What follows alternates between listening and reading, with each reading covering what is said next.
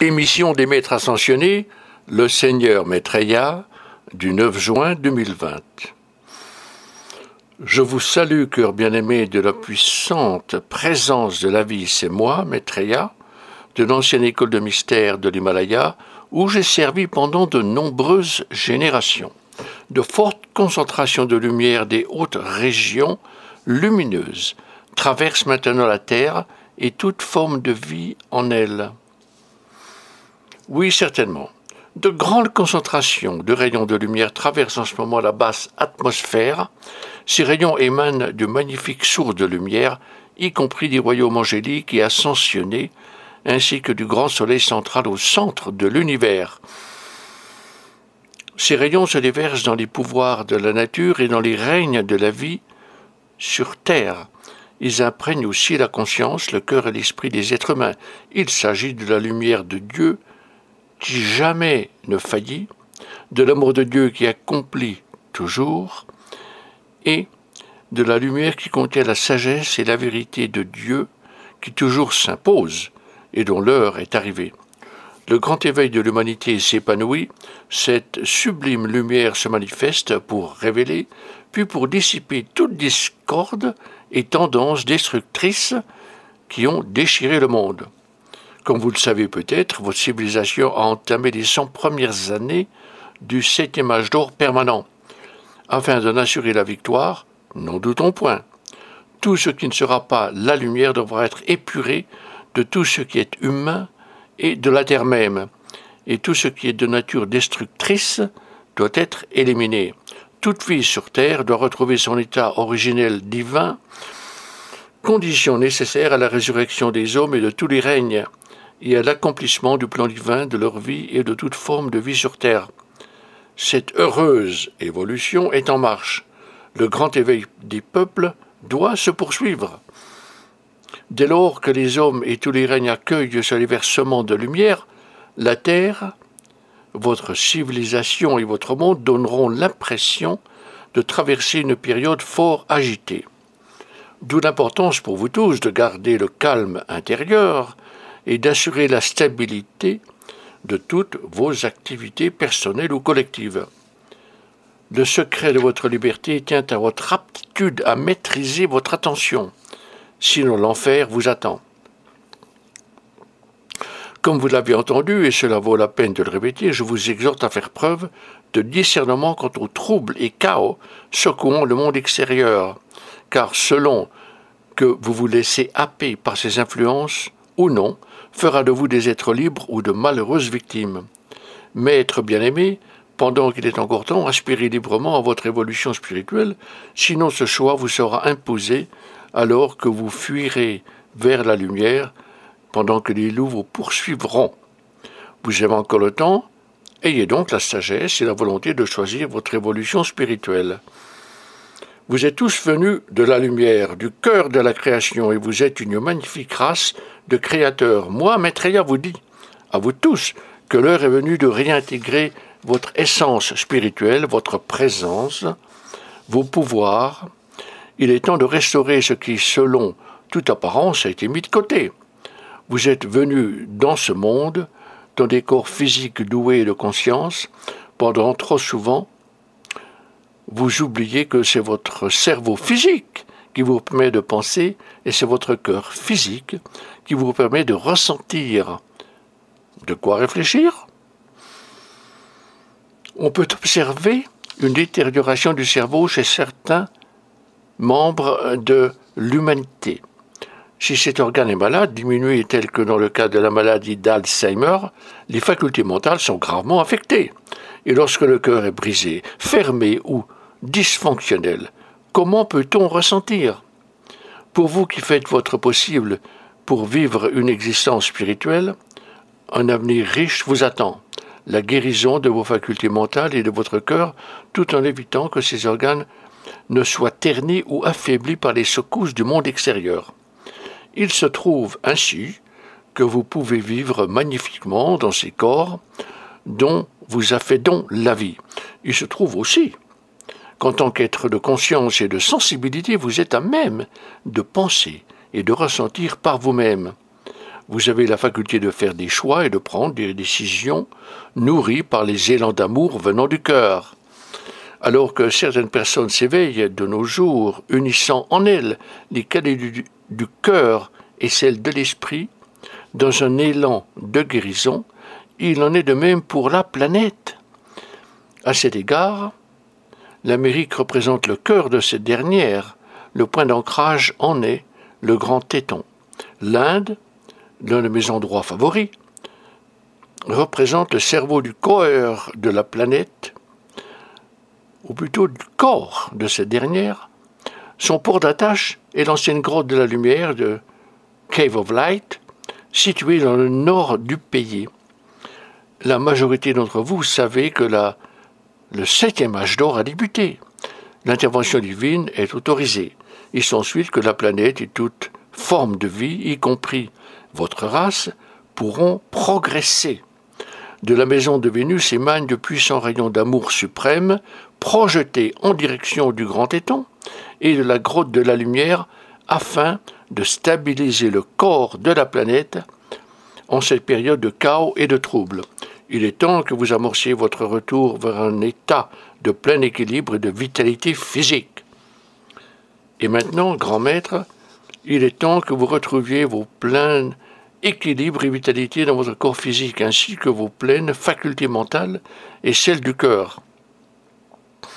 Tout commence par l'intérieur, maître bien-aimé.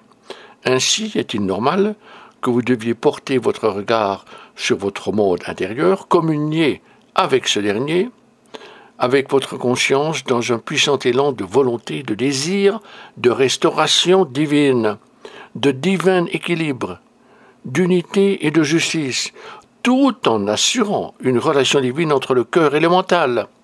Continuez à développer la matrice cerveau-esprit tout en poursuivant votre croissance spirituelle, en cultivant le silence intérieur, la méditation par le cœur, la contemplation, afin d'accomplir l'équilibre et l'unité divine et l'unité cœur-mental. D'où une plus grande joie et une plus grande facilité à vivre dans le corps physique.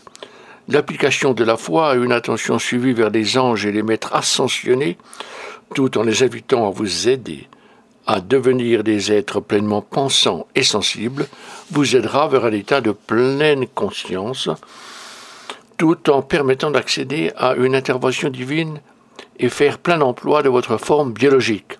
Ainsi, vous pourrez accomplir votre but divin et planifier votre vie présente ou la prochaine. Appliquez-vous graduellement à vous détacher des choses de ce monde et à développer votre centre spirituel intérieur.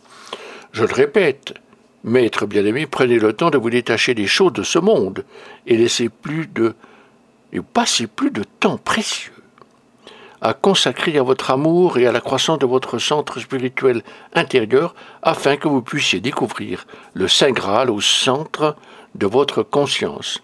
Lors de vos méditations, vous allez découvrir que le Saint Graal est une nouvelle nourriture spirituelle dont aura besoin votre corps en cette période agitée.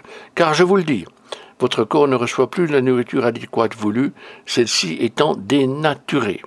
C'est pour cette raison que je vous encourage à développer vos qualités spirituelles autant que possible. Soyez heureux de ne pas devoir vivre une vie de moine pour évoluer spirituellement. Un monastère n'a pas besoin d'amour, mais le monde en a besoin, et il a besoin du rayonnement de votre esprit, de votre âme, de votre lumière. Vivez donc dans le monde, mais entraînez-vous à ne pas en être. Vous allez vous rendre compte que vous allez accomplir cet objectif en fixant votre attention sur le but voulu. Prenez de temps, chaque jour, de vous efforcer consciemment à vous détacher de ce monde et à intensifier votre amour des choses spirituelles. Le Seigneur Maître Aya vous exhorte à éviter de vous imprégner de la conscience de la dualité et à porter votre attention sur votre monde intérieur. Maître bien-aimé, cessez de vous remplir de la conscience de la dualité régnant dans le monde et tournez-vous vers la conscience intérieure suffisamment intensément pour faire émerger ce qui a trop longtemps été caché, le joyau de la vie, la grande présence. Ce mouvement vers l'intérieur par le biais de vos études, de vos méditations, de vos contemplations, activités artistiques et créatives. Continuez à vous centrer sur votre conscience intérieure, car c'est là que vous allez trouver votre maître instructeur et la magie de votre vie. Vous allez découvrir toute l'inspiration voulue, toute la paix, toute l'harmonie, la joie et la stabilité auxquelles vous avez droit. Vous devez alors, ou vous serez à même de gouverner votre vie. Vous allez déverser votre lumière dans le monde, qui en a tant besoin de nos jours. Jeune maître, bannissez toute dualité de votre esprit, cette dualité qui génère cet horrible arbre de la connaissance du mal et du bien. Tournez-vous vers l'arbre de vie, qui croit en vous, et affirmez votre polarité divine nourrissant la lumière et l'amour de votre être.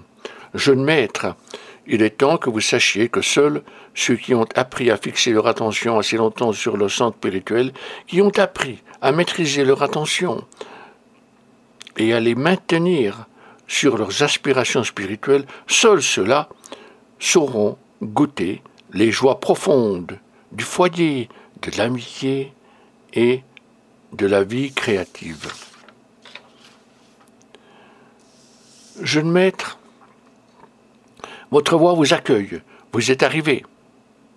Il suffit que je tape légèrement sur votre épaule pour vous donner la simulation requise et vous faire prendre conscience que seuls ceux qui vouent leur vie à Dieu trouvent paix, sécurité et sérénité dans ce monde de chaos et d'agitation. Je répète ces paroles. Seuls ceux qui, dans une certaine mesure, vouent leur vie à Dieu, et non pas à un Dieu à l'extérieur d'eux-mêmes, mais au Dieu de leur conscience. Seuls ceux-là ont trouvé la sécurité, la sérénité, la paix et la stabilité au milieu d'un monde chaotique. L'élévation spirituelle ne nous éloigne pas de notre milieu ordinaire, ni ne vous prive